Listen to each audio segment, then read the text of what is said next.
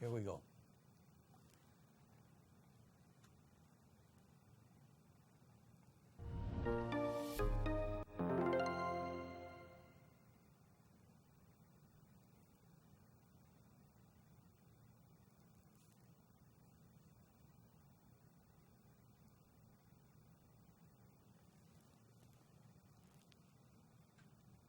Aloha and welcome back to the Kupuna Connections television program.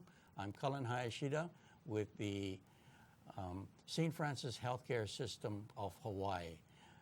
Today we are talking about active aging having to do with our post-retirement years and questions having to do with how can we best utilize this 20 to 30 bonus years. It's a dividend in a sense.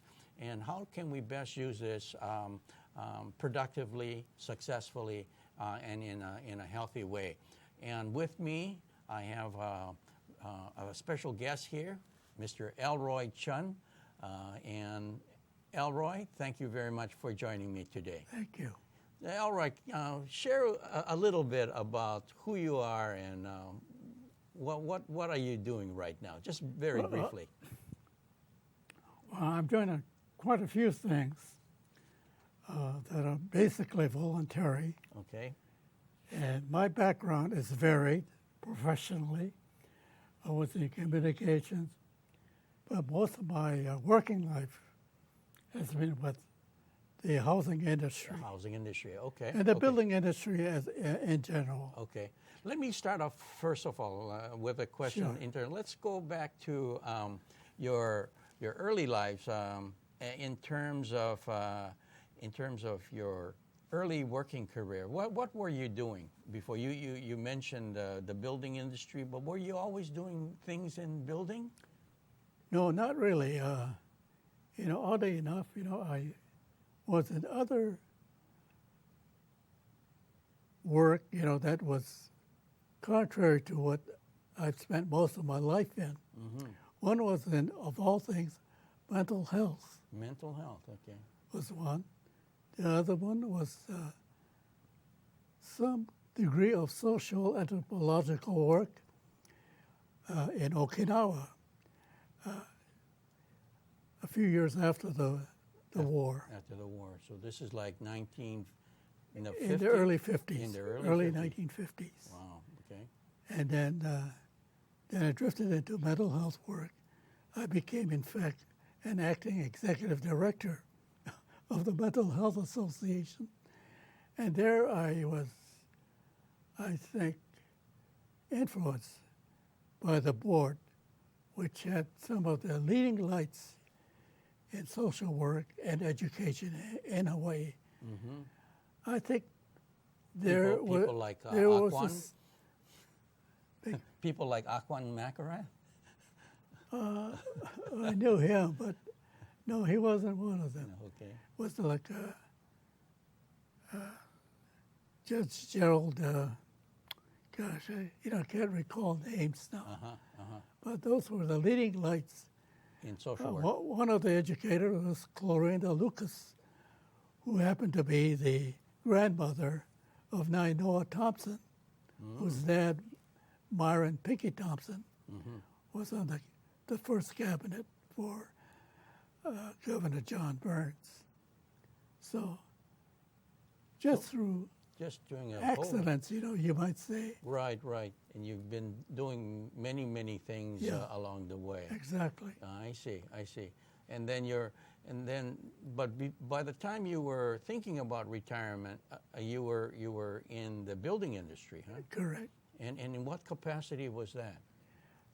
The capacity was executive director of the then Home Builders Association, comprised largely of Japanese contractors. In fact, the Home Builders Association was really a cutoff from the Japanese group. When I took over in 1970, I had to change from Home Builders Association to the Building Industry Association of Hawaii, a more encompassing term for those who wanted to do commercial, industrial, and government work as well. I see. And that really was a successful transition for these builders. Okay. At that particular time was the start of the housing boom. Those were the days of Herbert Orita, the Gentry companies, Castle and Cook, all those companies. I think when you compare that period with what we have today, there's really no comparison. Housing today is almost unaffordable because prices have just shot up to an extent that we are losing a lot of families to homelessness.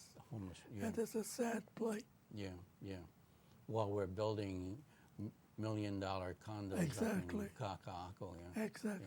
which most people here in Hawaii cannot obviously So afford. the reason why we have this forum today is that we want to create an attitude among people like myself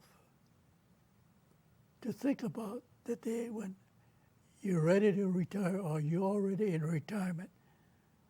What can I do to improve my life? Right. What can I do to make it really worthwhile instead of just walking down the streets, Yeah. taking the bus, going home, and there's nothing much else to do? Yeah. Folks, let me tell you, there's a lot of things you can do, but you have to use your mental capacity for that. Okay. And you don't have to dream about it. All you have to do is look at your own personal background from the days of your childhood. And that reminds me, I'm in the midst of doing my memoirs. And I did that because I wanted my grandchildren to know what I had gone through. And maybe they can do the same for theirs as well. Now, when you made the transition from, full employment to retirement, was it a difficult transition to make, or do you see it as being working and not working, or working and volunteering, or was it more of a blend, or what's your thoughts with regards to this transition? When you get into formal retirement, as we all do, as many of us have, the main thing is that we remain active in some way, whatever it is.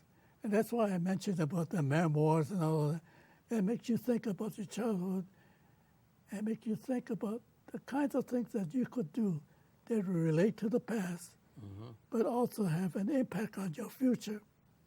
Because then you have things to do.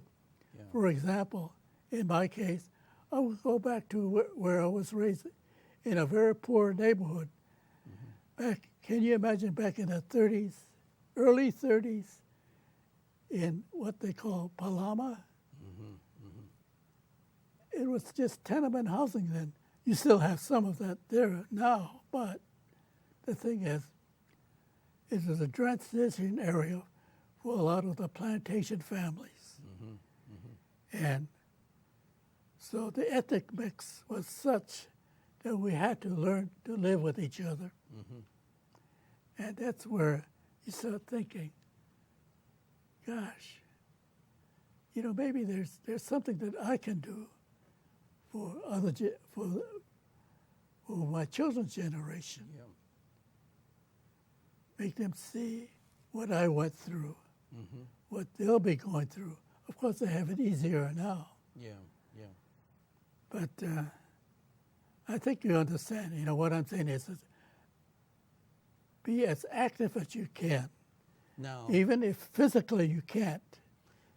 right. So let's talk about Elroy Chun today in terms of what's your typical day like right now? My typical day is getting up at 4 o'clock in the morning, catching the 4:30 bus in Kalihi Valley to go to downtown and do some work at an office that I rent. Okay. It's across Hawaii Theater. I do my work for about a half a day, and then I go home for lunch. I make my own lunch. So you catch the bus back home I again? catch the bus back home. Laughingly, my son forbids me to drive, but I have to tell him that, hey, I'm just as sharp as anybody else on the road, but if you think that I need to, I'll heed your command. You know, sometimes you have to make compromises in life, you know, with the younger generation. Right. And one day they will be in your shoes and they'll realize what they're doing to you. I say that laughingly, of course, but you know, I think folks. So you spend your half morning basically working in your office. Yes. And then you go home for lunch. Right. And then what happens after lunch? I do the yard work. I do all the cleanup at the house. Mm-hmm. Then I do. Then I read. Then I do a lot of reading. Mm-hmm. Catch up on things that interest me. What sort of things do you read? Just not the local stuff, Mm-hmm. but you know, worldwide. Like I have Scientific American, those magazines of that nature. I subscribe to so many that I can't even remember their names now. I see. And you also do some volunteer work in the community. What I sort do. Of, what sort of volunteer work are you The primary volunteer work that I do now, and when I say primary, I don't mean I do it 8 hours a day or 5 hours a day, but it's called the Self-Help Housing Corporation of Hawaii. I served on the original board of directors 30 years ago, and I remained the only director, you know, record-wise. And we've done over 650 homes for those families that cannot afford traditional bank mortgages. Mm-hmm. So we go to other sources, you know, that can provide, you know, the money for that. But we require that those families work at their homes for 30 hours a week at minimum. And we have professional supervision. That has been a delight for me because of the situation that we have in housing today in Hawaii. In fact, all over the country. Mm-hmm. So we're kind of a step ahead in one sense. Mm-hmm. In another sense, we're too slow. Yes. Now you're doing other kinds of volunteer work as well. With the in Chinatown, Well, I do.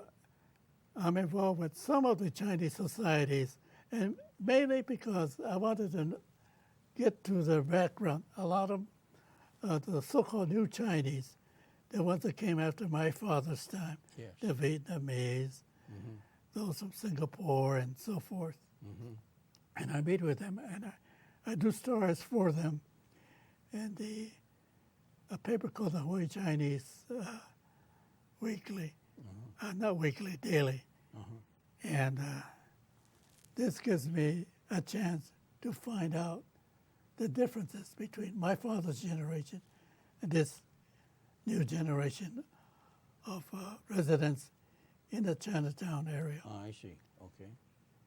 And that's how I became acquainted with the Hawaii Historical Society.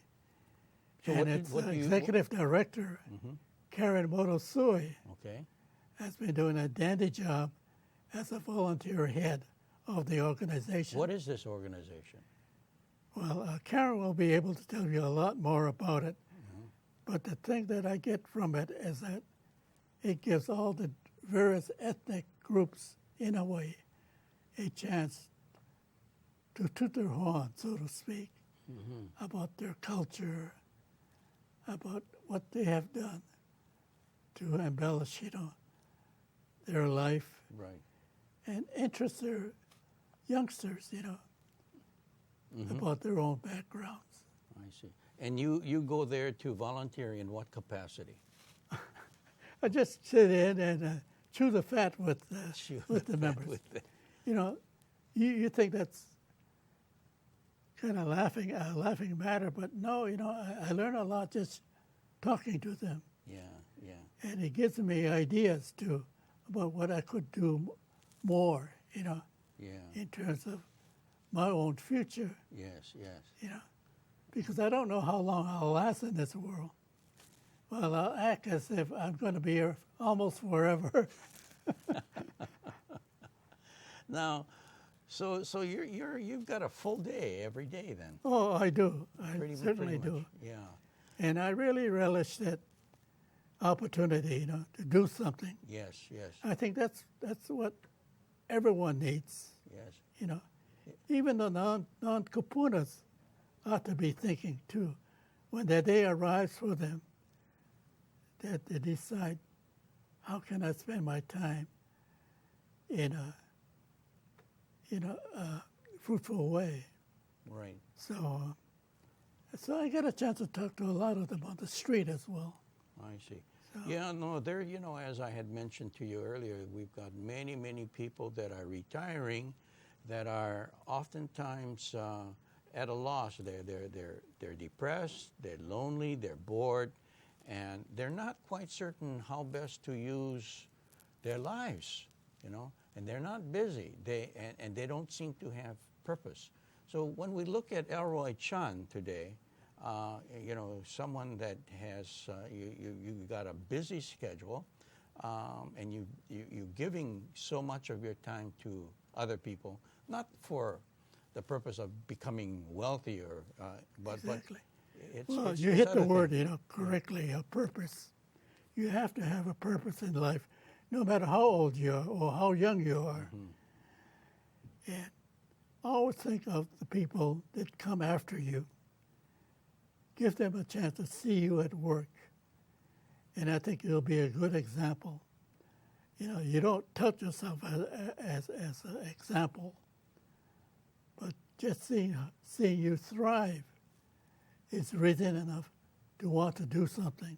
Yeah. And that's, I think, one of the things that I think people in our community, everyone, regardless of age, has to do to keep themselves vibrant and their community vibrant. Yeah.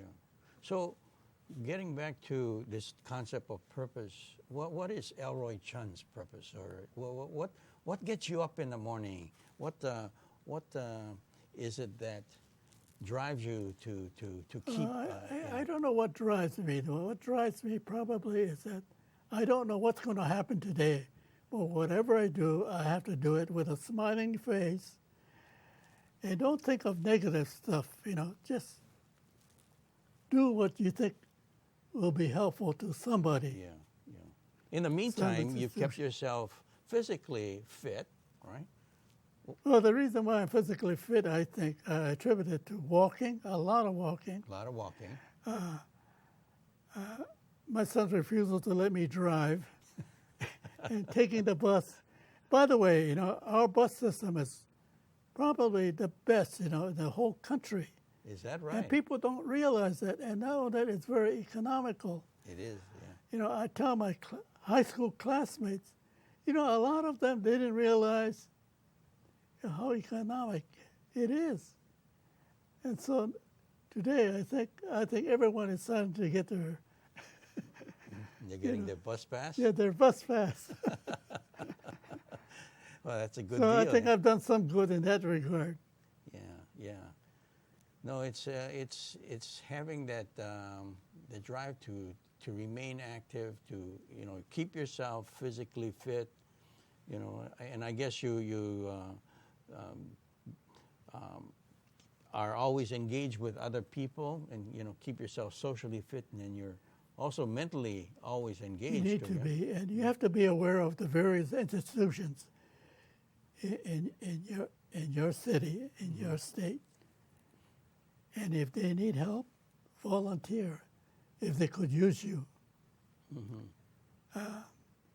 you may be shunned, but show them that you're willing to help. Yeah, yeah. I think that's important. Yeah, yeah. I think everybody, has a desire to be to be felt helpful to others. Yeah. And a lot of times,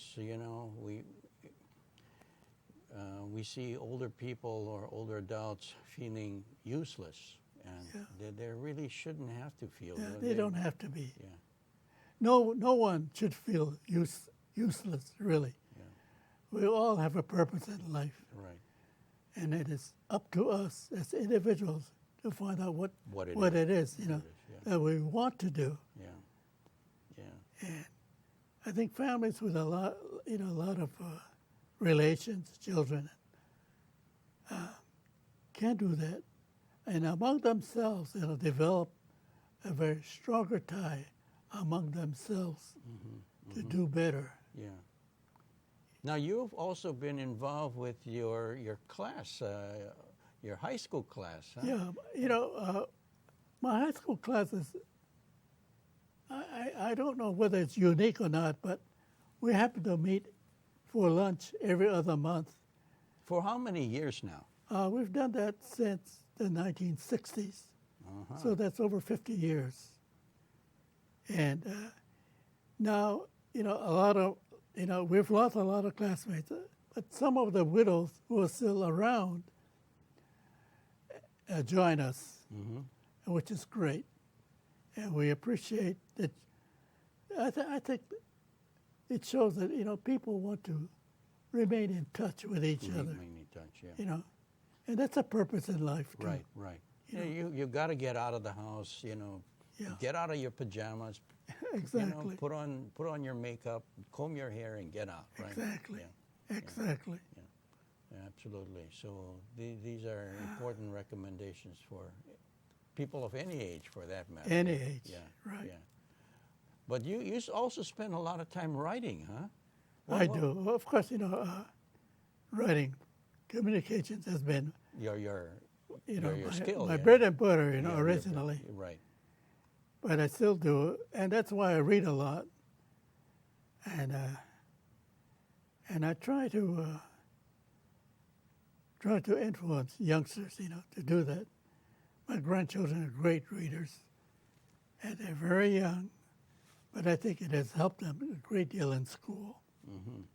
And their friends are, I think, also touched, by What do you write? What do you like to write? Oh, I'll write on anything. I mean, I don't have any favorite subject as such.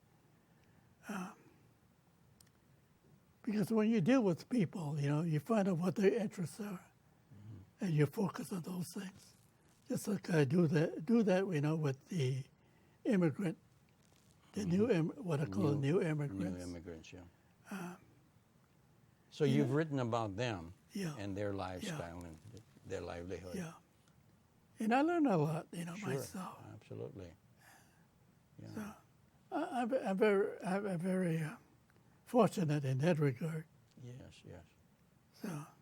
So I commend to those in the audience, to really think for themselves and talk to their loved ones and others, their close friends. Hey, what can we do personally to lift ourselves? And to help the next generation. Yeah, right? exactly. Yeah. I recall my father, he passed away since, but he used to tell me, Cullen, there's two things I want to tell you. Number one, always say thank you. Exactly. Always say thank you. No matter whether or not you're talking to the person on top or the person on Right, exactly. And you mean that, right? And then he would say, number two, make people happy. Yeah. And it's very simple. So but when you do that, you talk about communicating. Communicating, yeah. Yeah, just You can't you can't make people happy if you don't put yourself in their shoes. Yeah. Exactly. Yeah. And some people are very fortunate in getting to high places, good positions and all that. Well, treat your positions with kindness by sharing it with others as well. Yeah. Yeah. Because we've seen many examples of people who have done otherwise. Huh? Yeah, exactly. And they make the headlines. They make the headlines and embarrass themselves and their families and the next generation of their families, I guess. Exactly. So these are lessons that are very important. So I can't say I'm totally satisfied with my own life, but I always say there's always room for improvement. Always room. Always. Yeah. So if you were to, let's say, we talked about so many different things here, but, we got all these viewers out there that are listening to you. If you had one last tip or suggestion to give to our viewers, what would you tell them? Now, these are retirees, perhaps, that are maybe transitioning to become, retirees. Yeah. What would you tell them? I'll tell them to be very open yourself. Open yourself up to others, really. And because Hawaii is a unique is in a unique cultural situation, we have such an ethnic mix. Right. Get to know the others as well. I remember in Palama, in my Palama days, our next door neighbor with a store were Japanese, the Nakashimas. And how we related was my parents couldn't speak English, and their parents couldn't speak English as well. But how they conversed was through an exchange of foods, ethnic mix. Yes, yes. And that was Yeah. a time that I always remember, Yes, yes. It tickled me to death about. And then you have the beginnings of Pidgin English coming Yeah, out, right? Pidgin English, exactly. Yeah. But But it brought communities together. Yeah. Yeah. Hawaii, offers so many opportunities Yeah. for that kind of networking, Yes. you might yeah, say. Yes. So you've got, you've had many years here, and you've got, you can look back, and you've got such a vibrant life. Yeah. And I think that some of your suggestions are great, and I think that our community appreciates all that you Well, do. I hope we can continue Yes. for the sake of the next generation. Absolutely, yeah, for Yeah. the next generation. So anyway, thank you very much, Elroy, for joining me today. You're welcome. And Thank you so for the... This is the Kupuna Connections television program on Olelo, brought to you by St. Francis Healthcare System of Hawaii. Aloha, and see you again next week. That's it. Okay, Yeah. terrific. You did. Good job. Wait, now you kind of tied in with the wire. Otherwise the wire going